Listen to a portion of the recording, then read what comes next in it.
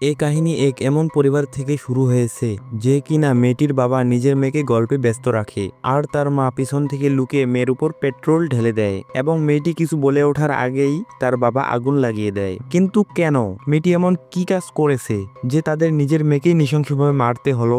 এর আগে আরো অসাধারণ গল্প পেতে চ্যানেলটি সাবস্ক্রাইব করে পাশে থাকা বেল আইকনটি চাপুন। কথা না বাড়িয়ে গল্পটি শুরু করা যাক। গল্পের শুরুতে একটি লোককে দেখা যায় যে কিনা কাজ শেষ করে বাসায় ফিরতেছে। যেতে যেতে হঠাৎ তার ভয় লাগা শুরু হয়। সে বুঝতে পারতেছে পিছন থেকে কেউ তাকে ফলো করতেছে। সে পিছনে দেখে তো পিছনে কেউ নেই। আস্তে আস্তে তার আরো বেশি ভয় লাগা শুরু করে। সে আবারও পিছনে দেখে তো কাউকে দেখতে পায় না। সে ভয়ে দৌড়াতে শুরু করে। তো সামনের গলিতে একটি মহিলাকে দেখতে পায়। মহিলাটি ভয়ঙ্কর ভাবে দেখতেছে এবং আস্তে আস্তে তার কাছে আসতেছে আর কাছে এসেই তাকে ছুরি দিয়ে মেরে ফেলে এবং গ্রামে একের পর এক খুন হচ্ছে। পুলিশ কোনো প্রমাণ পাচ্ছে না আর না পাচ্ছে খুনিকে ধরতে। গ্রামের মানুষ বলতেছে এ কোনো সাইকো খুনির কাজ। এখন সিন সেই বাড়িতে নিয়ে যাওয়া হয় যেখানে বাবা ও মা মেয়েকে জ্বালিয়ে দেয়।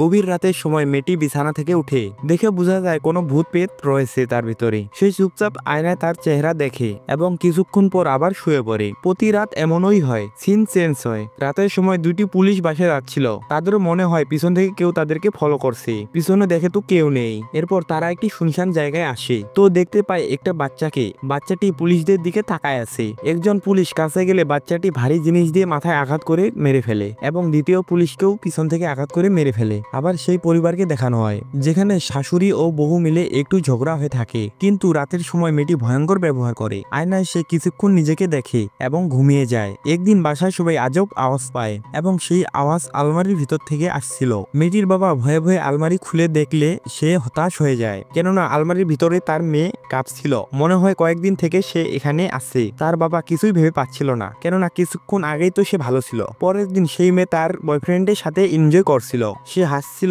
মজা করছিল, কিন্তু তার হাসির পিছনে রয়েছে রহস্য। তার বয়ফ্রেন্ড বলে আসো না, অনেক মজা হবে, কিন্তু আজকে তার ভয় লাগে। যখনই সে নদীতে নামতে যাবে তখন নদীর পানি থেকে অনেকগুলো হাত বেরিয়ে আসে। এগুলো শুধু মেয়েটিই দেখতে পায়। তার বয়ফ্রেন্ড শুধু হাসছিল আর মজা করছিল। তার অনেক ভয় হয়। সে চিল্লাতে চায় কিন্তু তার গলা থেকে আওয়াজ বের হয় না। এরপর প্রতি রাতই তো এমন হয়, কিন্তু আজকে রাতে অদ্ভুত কাহিনী ঘটে। আজকে তার মাথা উল্টো ঘুরে দেয়, পুরো মুভির কাহিনীর মতো। এবার তার বাবা বুঝতে পারে কোনো রহস্য আছে। সে তার মেয়েকে ডাক্তারের কাছে নিয়ে আসে, কিন্তু ডাক্তারের নজর ছিল নার্সের উপর। তার বাবার সব কথা হাওয়াতে উড়ে যায়। ডাক্তার তো নার্সের উপর নজর রাখে। নার্সও খারাপ ইশারা করে, মনে হয় কোনো ঘটনা ঘটতেছে এখানে। এভাবেই তারা সেখান থেকে চলে যায়। যাওয়ার পথে রাস্তায় এক মানুষ অদ্ভুত কাহিনী করে। যখন তাকে মারতে যাবে তখনই সে চিল্লায় ওঠে। চারপাশে অন্ধকার দেখে। যখন তার বাবা তাকে হুঁশে নিয়ে আসে তো দেখে এগুলো সব তার ভ্রম। আবার তার বাবা সেই হাসপাতালে নিয়ে যায়। আজকে মেয়েটির ব্যবহার আলাদা হয়। সে নার্সকে খারাপ নজরে দেখতেছে। নার্স মনে করতেছে এ মেয়ে নাকি। তারপর ডাক্তার যখনই ইনজেকশন করবে মেয়েটি চিৎকার করে বলে বাবা এই ডাক্তার আমার সাথে নোংরা ব্যবহার করতেছে।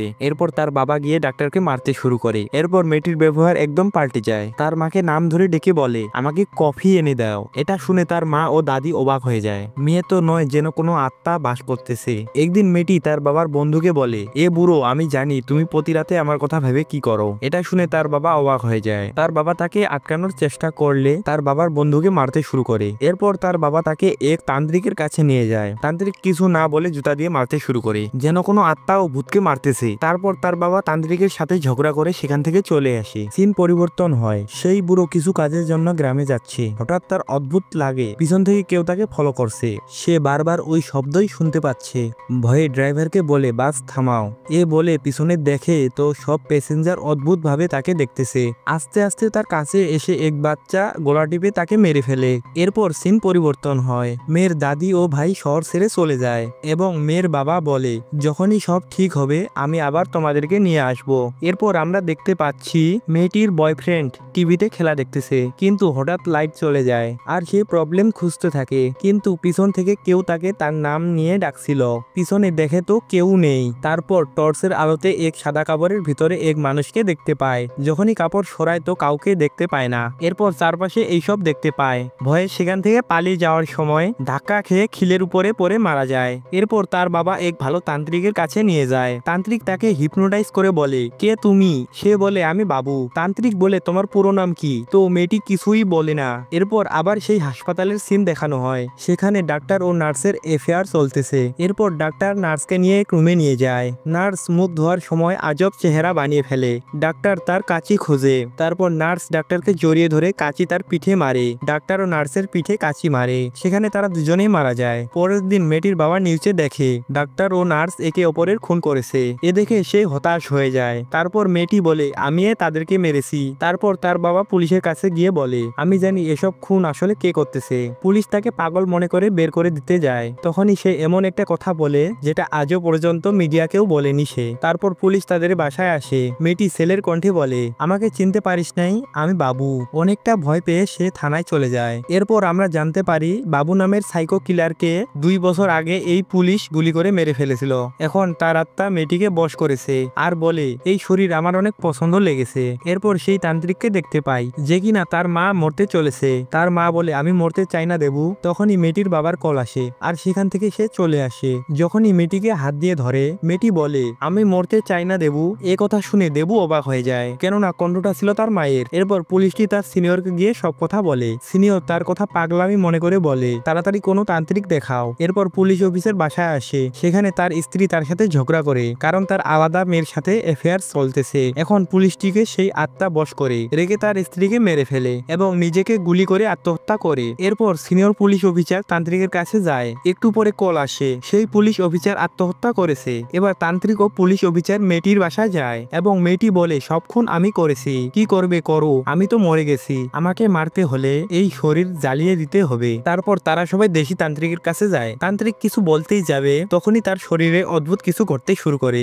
এবং সেখানেই মারা যায়। এরপর দেবু বলে এই আত্মাকে বিনাশ করতে হলে মেয়েটিকে মারতে হবে। এ কথা শুনে মেয়েটির বাবা দেবুকে মারতে শুরু করে। দেবু বলে এছাড়া আর কোনো রাস্তা নেই, যদি তাকে না বিনাশ করা হয় তাহলে না জানি কত জীবন নিবে সে। মেয়েটির বাবা নিজের মনকে পাথর করে মেয়েকে মারার জন্য রাজি হয়। মেয়েটির মা চুপচাপ বালতিতে পেট্রোল নেয় আর লুকিয়ে মেয়ের উপর ঢেলে দেয়। আর মেয়েটি কিছু বলে ওঠার আগেই তার বাবা তাকে আগুন লাগিয়ে ঘর থেকে বেরিয়ে আসে। তখন মেয়েটি তার বাবাকে ডাকে বাবা আমাকে বাঁচাও। সে ভিতরে যেতে চাইলে তান্ত্রিক তাকে থামায় এবং বলে সে যে কোনো কণ্ঠে ডাকতে পারে। এখান থেকেই গল্পটি শেষ হয়ে যায়। সো দর্শক বন্ধুরা, গল্পটি কেমন লেগেছে অবশ্যই কমেন্টে জানাবেন।